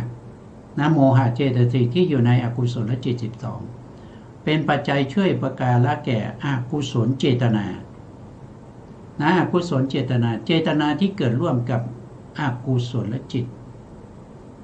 อกุศลจิต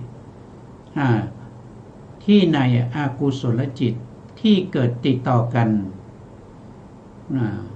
กับตนโดยไม่มีระหว่างขั้นนี่ก็จะเหมือนกันกับที่พูดไปในเรื่องของโลภะแล้วก็ทิฏฐินะครับก็คืออุปทานอุปทาน4เป็นปัจจัยให้เกิดเจตนาแต่ตรงนี้ท่านเอาอวิชชาท่านเอาอวิชชานะครับเป็นปัจจัยช่วยประการละแก่กรรมภวะอวิชชาเป็นปัจจัยช่วยประการละแก่อกุศลเจตนาเจตนาเนี่ยคือตัวกรรมคือตัวกรรมถ้าว่าไปก็คือกรรมภวะนั่นเองแต่เป็นอกุศลนะครับก็จะเกิดอยู่ในชวนะดวงที่1นะครับ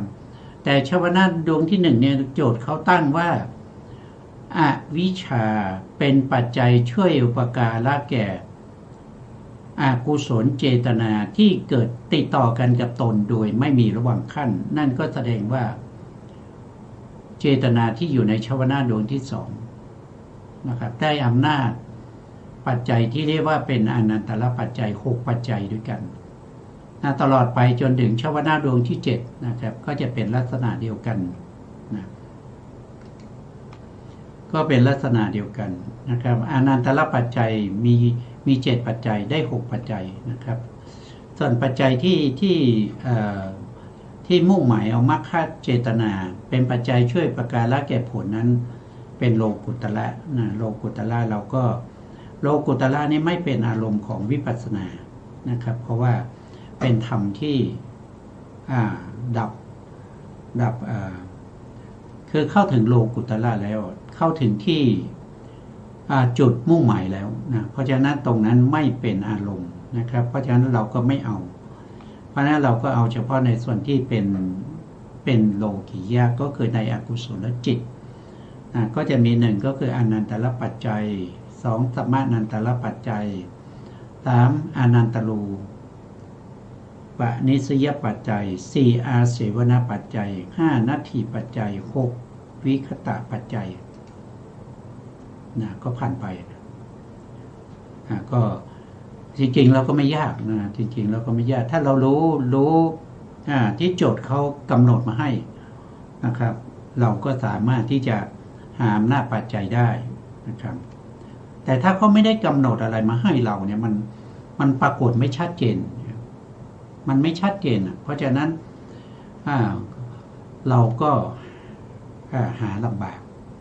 โดยส่วนมากก็จะได้เป็นปกตูปานิสยปัจจัยหรือที่เรียกว่าเป็นอุปนิสยปัจจัยนั่นเองในข้อที่4ท่านบอกว่าอุปทานทั้ง4เป็นปัจจัยช่วยประการละแก่กรรมภวะ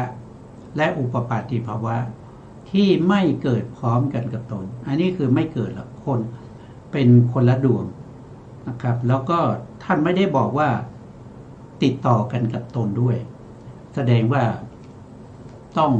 มีอะไรขั้นอยู่ตรงกลางนะครับหมายความว่าตามธรรมดาผู้ที่ไม่มีอุปทานแล้วการกระทำของบุคคลเหล่านั้นนะครับก็ไม่ถือว่าเป็นกุศลหรืออกุศลกรรมภวะ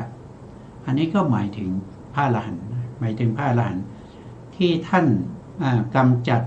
อนุสัยกิเลสได้หมดแล้วไม่มีกิเลสแล้วไม่ว่าจะเป็นอนุสัยกิเลสหรือว่าเป็นปริยุทธานากิเลสหรือวิติกรรมกิเลสก็ไม่มีแล้วนะเพราะฉะนั้นท่านบอกว่าเมื่อตายแล้วนะเมื่อตายจากโลกนี้ไปแล้วอุปปาติภาวะคือการเกิดก็ย่อมไม่มีนะการเกิดก็ย่อมไม่มีก็เพราะอะไรก็เพราะว่าท่านกำจัดแล้วซึ่งกำจัดแล้วซึ่งกรรมภวะนะครับการกระทำของท่านนั้นไม่ได้เป็นกรรมการกระทำของท่านนั้นเป็นกิริยาแล้วก็โลภะโลภะซึ่งเป็นเหตุแห่งความทุกข์นั้นท่านก็ได้กำจัดนะครับได้กำจัดจนหมดสิ้นนะครับแล้วก็อวิชชาคือความไม่รู้ท่านก็กำจัดจนหมดสิ้นแล้วเพราะฉะนั้นท่านจึงไม่มีอุปปาติภาวะอีกอันนี้ข้อที่4นะครับก็หมายถึงพระอรหันต์นั่นเองต่อไปนะอันนี้ก็มีต่อนะครับแต่การกระทำของสัตว์ทั้งหลายนะครับเว้นอาเสขบุคคลอาเสขบุคคลก็คือพระอรหันต์ก็คือทุกๆคนที่ไม่ว่าจะเป็นปุถุชนนะครับไม่ว่าจะเป็นเดรัจฉานเปรตอสุรกายสัตว์นรกหรือว่าจะเป็นพรหมรูปพรหมอรูปพรหมก็ตามถ้ายังไม่ได้เป็นพระอรหันต์คือเว้นอาเสขบุคคลก็คือเว้นพระอรหันต์นะครับการกระทำนั้นก็จะสำเร็จเป็นกรรมภวะการกระทำนั้นสำเร็จเป็นกุศลกรรมภวะหรืออกุศลกรรมภวะขึ้นอยู่กับการกระทำนั้นนะและเมื่อตายไปแล้วยังไปเกิดก็คือยังมีอุปปาติภาวะเหล่านี้ย่อมเป็นไปด้วยอำนาจของอุปทานอย่างใดอย่างหนึ่งที่มีอยู่ในสันดานของตนนั้นเป็นปัจจัยแล้วก็ช่วยอุปการะแก่อุปทานทั้ง4ได้แก่ก็คือภาวะภาวะนี้ก็คือได้แก่ภพนั่นเองนะครับภาวะคือภพมี2อย่างก็คือกรรมภาวะกับอุปปาติภาวะกรรมภาวะก็คือเจตนาในการกระทำนะครับเจตนาที่อยู่ในกุศลจิตแล้วก็อกุศลจิตถ้าอยู่ในอกุศลจิตก็เป็นกรรมเป็นอกุศลกรรมภาวะถ้าอยู่ในกุศลก็เป็นกุศลกรรมภาวะมีอยู่2อย่างนะครับอุปปาติภาวะนี้ก็คือหมายถึงกรรมชรูปแล้วก็โลกียวิภากจิตและเจตสิกนะครับที่เกิดร่วม35นะครับ35อันนี้คืออะไรก็คืออุปทานนะครับเป็นปัจจัยให้เกิดภพคืออุปทานปัจจยาภโวนั่นเองครับก็คือทำให้มีกรรมภาวะแล้วก็อุปปาติภาวะท่านบอกว่าได้อำนาจปัจจัยหนึ่งนั่นก็คือปกตูปานิสยปัจจัยหรือจะเรียกว่าเป็นอุปาณิสยปัจจัยก็ได้นะเพราะว่าปกตูปานิสยปัจจัยนี้เป็นส่วนหนึ่งของอุปาณิสยปัจจัยซึ่งเป็นปัจจัยในปัจจัย24เป็นปัจจัยที่10ในปัจจัย24นะครับนี่ก็ได้อำนาจปัจจัย1นะครับก็คือปกตูปานิสยปัจจัย ในข้อที่ห้าในขณะที่อกุศลในขณะที่กุศลและอกุศลกรรมภาวะเกิดขึ้นโดยมีอุปทานอย่างใดอย่างหนึ่งเป็นอารมณ์อย่างสามัญขณะนั้นอุปทานทั้งสี่อย่างใดอย่างหนึ่งเป็นปัจจัยช่วยประกาละแก่กุศลอกุศลกรรมภาวะนั้นด้วยอำนาจปัจจัยหนึ่งปัจจัยก็คือเป็นอารมณ์อารัมมณปัจจัยตัวที่เป็นอุปทานนะครับตัวที่เป็นอุปทานก็คือโลภะกับทิฏฐินะครับเป็นปัจจัยเป็นอารมณ์นะเป็นปัจจัยประเภทที่เป็นอารมณ์นะอารมณ์ก็คือถ้าเป็นโลภะเราเห็นโลภะนะโลภะนั้นเป็นโลภะประเภทที่มีสมนัตเวทนาเราก็ยินดีพอใจในโลภะนั้นนะครับอันนั้นเป็นอารมณ์โลภะนั้นเป็นอารมณ์โลภะเป็นอะไรโลภะก็คือกรรมุปทานบางทีเรามีทิฏฐินะทิฏฐิก็จะมีทิฏฐุปาทานศีลพัตตุปาทานอัตตวาทุปาทานอันนี้คือทิฏฐิแล้วเราก็ยินดีในทิฏฐิของเราคือเรามีความเห็นผิดเราก็ยินดีในความเห็นผิดของเรามีการปฏิบัติที่ผิดเราก็ยินดีในการที่จะปฏิบัติผิดของเราโดยไม่เข้าใจว่าการปฏิบัติผิดของเราเนี่ยเป็นการปฏิบัติที่ถูกต้องก็ยินดียึดถือในการปฏิบัตินั้นด้วยความยินดีนะครับอันนี้เรียกว่าเป็นอารมณ์นะเพราะฉะนั้นการมุปาทานทั้งสี่เนี่ยเป็นอารมณ์ให้แก่อะไรก็ให้แก่กรรมภาวะเป็นอารมณ์ให้แก่กรรมภาวะคือเป็นอารมณ์แล้วก็ทำกรรมเช่นเราเห็นเรายินดีใช่ไหมมีโลภะที่เข้าไปยินดีในสิ่งที่เราเห็นแล้วเราก็สนุกสนานเราก็ยินดีในโลภะนะเพราะมันโลภะที่เกิดขึ้นมันสนุกสนานเราก็เลยทำกรรมต่อเพื่อจะรักษาไว้ซึ่งความสนุกสนานนั้นนี่ก็เป็นอารมณ์เป็นอารมณ์ให้เราทำแสวงหาความสนุกสนานเหล่านั้นความเพลิดเพลินเหล่านั้นการแสวงหาด้วยกายก็ตามทำการงานเพื่อจะได้เงินได้ทองไปซื้อไปเสพความสุขเหล่านั้นอันนี้ก็เป็นอารมณ์เพราะมีความสุขแบบนั้นเราถึงไปพยายามในการที่จะทำงานเพื่อจะให้ได้สิ่งที่เป็นความสุขมาหรือว่าเรามีความเห็นผิดเราปฏิบัติผิดอย่างนี้เราก็ยินดีในการปฏิบัติผิดการปฏิบัติที่ยินดีปฏิบัตินั้นนะครับก็เป็นกรรมใหม่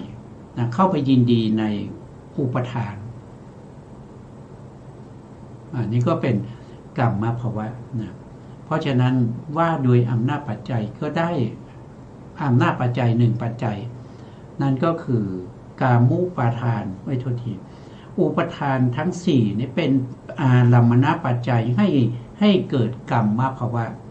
ได้อำนาจปัจจัยหนึ่งนั่นก็คือได้อารัมมณปัจจัย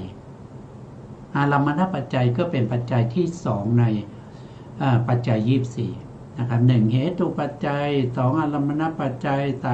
3อธิปติปัจจัย4อนันตรปัจจัย5สมานันตรปัจจัย6สาชาตปัจจัยเป็นต้นเราก็ได้อำนาจปัจจัยมาอย่างนี้ส่วนข้อที่6นะครับซึ่งเป็นข้อสุดท้ายนะข้อสุดท้ายของอุปทานเป็นปัจจัยช่วยประกาละแก่ภพนะครับอุปทานปัจจยาภโวครับท่านบอกว่า ในขณะที่กุศลอกุศลกรรมภาวะเกิดขึ้นโดยมีอุปทานอย่างใดอย่างหนึ่งเป็นอารมณ์อย่างเอาใจใส่เป็นพิเศษขณะที่อุปทานทั้งสี่อย่างใดอย่างหนึ่งเป็นปัจจัยช่วยอุปการะแก่กรรมภาวะนั้นได้อำนาจปัจจัย3ปัจจัยคืออารัมมณปัจจัยอารัมมนาธิปติปัจจัยอารัมมณูปนิสยปัจจัยอันนี้ท่านก็บอกมาในโจทย์แล้วนะครับว่าเป็นอารมณ์อย่างเอาใจใส่เป็นพิเศษนั่นแสดงว่าอารมณ์นี้เป็นอารมณ์ที่เป็นอธิปดีอารมณ์เป็นอารมณ์ที่มีกำลังมากนะครับเราถึงใส่ใจเป็นพิเศษหรือมีความฝักใฝ่ในอารมณ์นั้นเป็นพิเศษเพราะฉะนั้นก็จะได้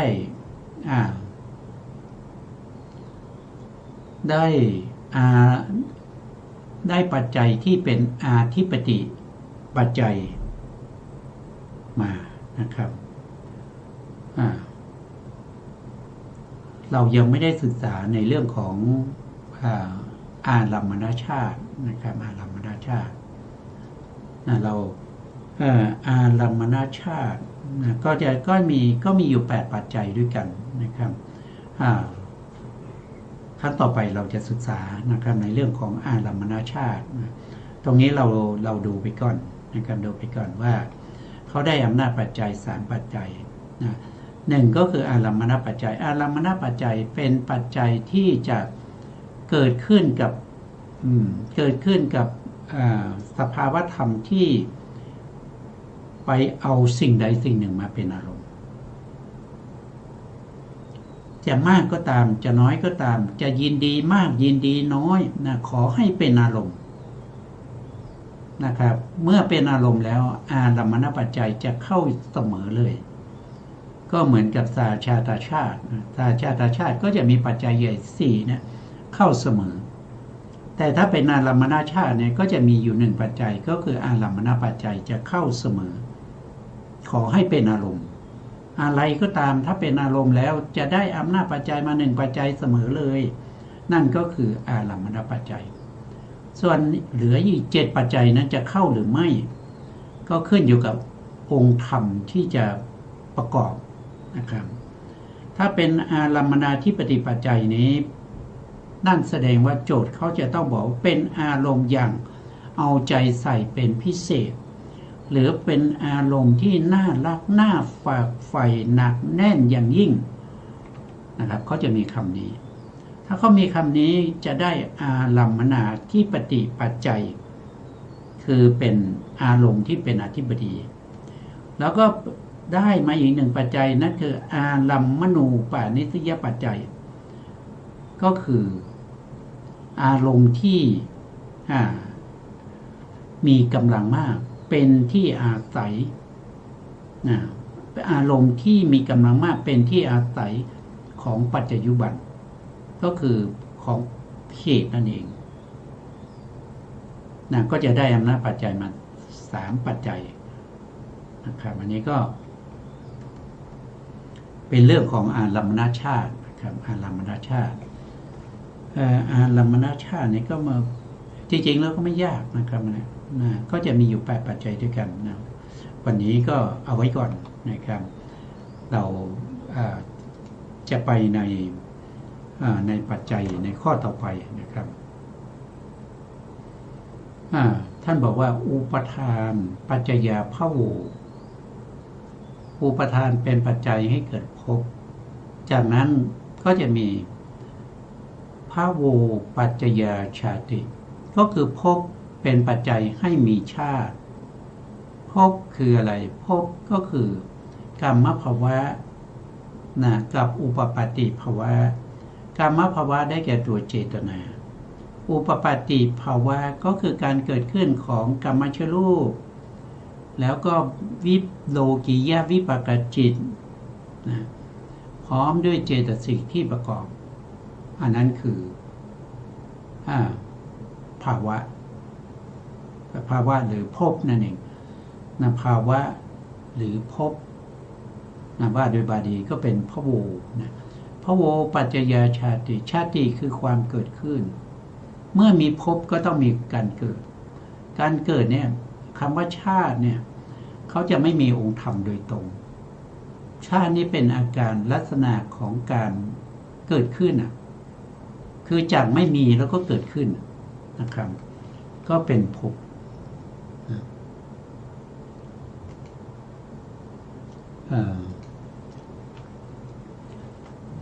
ความไม่มีแล้วเกิดขึ้น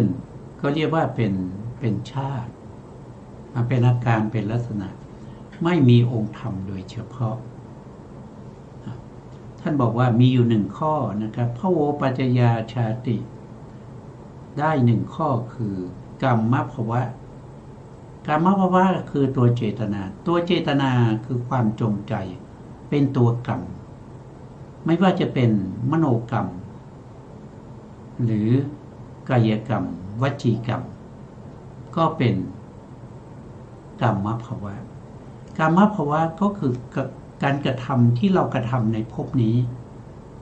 นะที่เราทำไม่ว่าจะเราจะทำบุญทำกุศลนะครับมีการให้ทานรักษาศีลนะเจริญภาวนาวิปัสสนาหรืออกุศลมีการลักทรัพย์ฆ่าสัตว์ประพฤติผิดในกามพูดเท็จทั้งหลายเหล่านี้ก็ถือว่าเป็นกรรมภวะการกระทำที่เราทำไปแล้วในภพนี้นะครับก็จะเป็นเหตุเป็นปัจจัยให้เราไปได้รับผลในภพต่อไปคือในภพข้างหน้าท่านบอกว่ากรรมภวะเป็นปัจจัยช่วยอุปการะแก่ชาตินั้นได้อำนาจปัจจัย2ปัจจัย2ปัจจัยคือปกตูปานิสยปัจจัยและนานัคคณิกกรรมปัจจัยปกตูปานิสยปัจจัยก็คือเหตุธรรมที่ได้ทำไว้ดีแล้วไม่ว่าจะเป็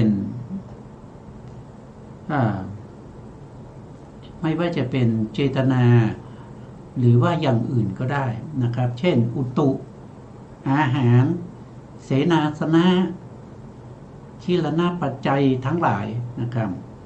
ตลอดจนถึงบัญญัติอะไรทั้งหลายทั้งหมดนั้นสามารถที่จะเป็นปัจจัยในปกตูปานิสยปัจจัยได้เพราะปกตูปานิสยปัจจัยเป็นปัจจัยที่กว้างขวางกว้างขวางถ้าสงเคราะห์ปัจจัยลงในปัจจัย24ไม่ได้ก็จะมาอยู่ในปัจจัยนี้ก็คือปกตูปานิสยปัจจัยและนานัคคณิกกรรมปัจจัยนานัคคณิกกรรมปัจจัยนานักก็คือมันต่างขนาดกันก็คือกรรมที่ได้ทำไว้ก่อนแล้วนะครับไม่ใช่ในขณะที่ทำไม่ใช่ขณะทำถ้าเป็นขณะที่กำลังทำกับแล้วก็มีปัจจยุบันในขณะเดียวกันนะเขาเรียกว่าเป็นสหชาตกรรมปัจจัยแต่นี่เป็นนานัคคณิกกรรมปัจจัยนั่นแสดงว่าการทำกรรมที่ต่างขณะกันคือได้ทำไว้แล้วนะครับทำไว้แล้วจะมีผลต่อไปนะครับช่วยประการะแก่ชาติตรงนี้เราต้องเข้าใจนะครับคือเป็นลักษณะอาการการเกิดขึ้นของอะไรล่ะเรากำลังพูดในเรื่องของทวารทั้ง6ใช่ไหมครับก็คือการเกิดขึ้นของตาที่เราต้องมีตาในภพหน้าเราทำกรรมอะไรเรามีตาในภพหน้าก็เพราะว่าเรามีรูปปตัณหามีความใคร่ในการที่จะแสวงหาเพื่อดูมีความใคร่ในการที่อยากดูอยากชมจึงทำให้มีตาในภพหน้าตัวที่เราแสวงหายินดีนะครับในการดูเนี่ยนะครับเป็นปัจจัยให้เกิดตานะครับให้เกิดตาถ้าเรามีความยินดีในการที่จะฟังเสียง อันนั้นก็เป็นกรรมนะครับแสวงในการฟังเสียงแล้วเราก็มีชาตินั้นก็คือการเกิดขึ้นของหูนะการเกิดขึ้นของหูถ้าเรายินดีพอใจในกลิ่นแสวงหาเพื่อจะดมก็เป็นเหตุเป็นปัจจัยให้มีชาติก็คือการเกิดขึ้นของจมูกในภพหน้าเรามีความยินดีพอใจในการที่จะแสวงหาของอร่อยนะครับถูกใจลิ้มรสชอบใจเหลือเกินร้านนี้อาหารอร่อยไกลแค่ไหนก็จะไปทานนั้นก็เป็นกรรมภวะกรรมภวะนั้นนะครับที่เราแสวงหาไปลิ้มรสนะครับไปชิมทั้งหลายเพราะความถูกใจในลิ้นก็เป็นเหตุเป็นปัจจัยให้มีชาตินั้นก็คือการเกิดขึ้นของลิ้นใหม่ในภพต่อไปถ้าเรามีความยินดีพอใจในการกระทบสัมผัสจับแล้วนิ่มดีนะห้องเย็นอากาศเย็นสบายนะครับได้สัมผัสได้จับได้ลูบได้คำได้เสียดสีสัมผัสแล้วก็ยินดีพอใจแสวงหาสิ่งเหล่านั้นอันนี้ก็เป็นกรรมภวะนั่นเป็นกรรมภวะกรรมภวะนี้ก็เป็นเหตุเป็นปัจจัยให้มีชาติก็คืออาการเกิดขึ้นของกาย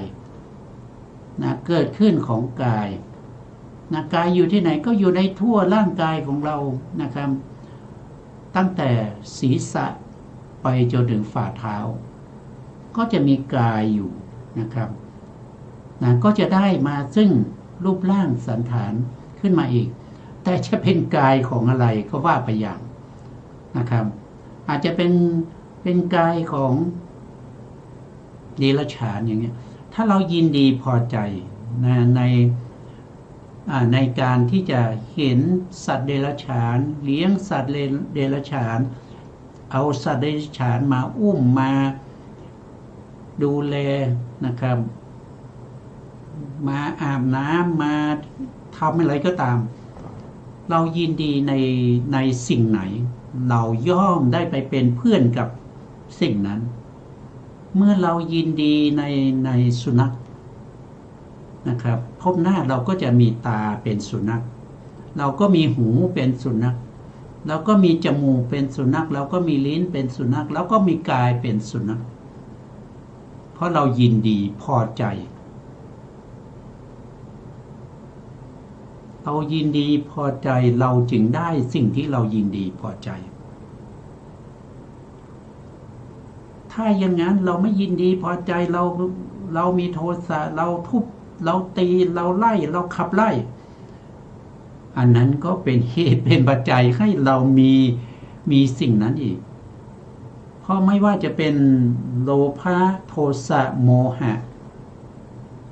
นะครับสิ่งเหล่านี้มันเป็นอกุศลมันเป็นอกุศลมันเป็นอกุศลกรรมมันย่อมมีผลหรือว่าถ้าเรายินดีนะถ้าเรายินดีอะไรยินดี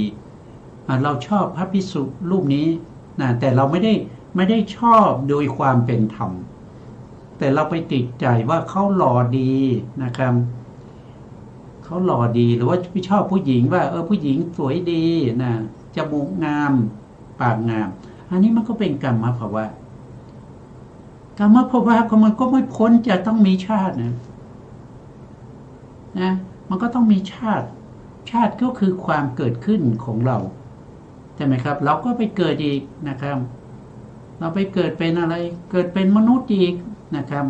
แต่เกิดมาเป็นมนุษย์เนี่ย